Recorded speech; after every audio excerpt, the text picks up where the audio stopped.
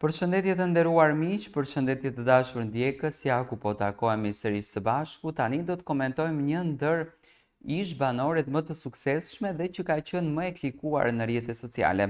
Do të ndalojmë tek Livia Brunga, e cila ka qenë e ftuar në Pardon My French, një ndër emisionet që realizohet në Top Channel, dhe ka dhënë ca deklarata për Eglin. Unë lajmin e kam para vetes, njëherë ta lexoj dhe më pas ta komentojmë. E ftuar në emisionin Pardon My French ishte Livia Brunga, ish banorja Big Brother VIP, e cila ka treguar më shumë detaje nga rrugtimi i saj dhe eksperienca në këtë format. Livia gjithashtu ka dhënë mendimin e saj në lidhje me situatat e ndodhura deri më tani dhe jo vetëm më kaq. Nga ana e Gjestit nuk ka dashuri. Gjesti ka gjetur një person që e do fort, ama dashuria është gjë tjetër. Vete ka pranuar me fjalët e veta që nuk kam ndjenjë.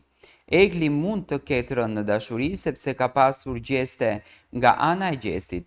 Tani ta flasim një puthje, e kemi parë të gjithë, kështu që nuk është që puthen dy shok në atë mënyrë. Çfarë mendimi ka Livia për rikthimin e Eglit dhe si po i duket ajo në raport me banorët e tjerë?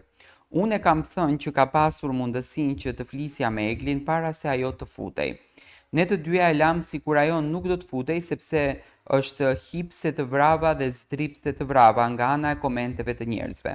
Nuk e di, nuk më pëlqen vetëm pjesa që është duke luajtur me shumë informacione nga jashtë, nuk jam dakord me sulmi që po i bën Rozanës, nuk ka as pak lidhje në këtë pikë të lojës.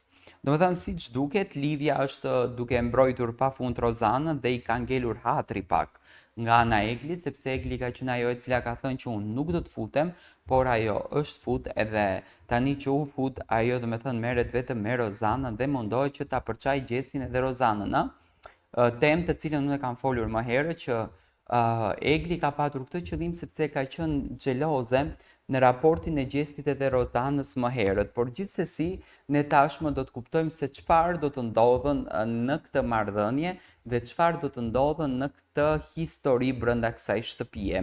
A do të lidhet Gjesti dhe Egli? A do të ketë një shoqëri mes Rozanës edhe Gjestit? Apo çfarë do të ndodhën?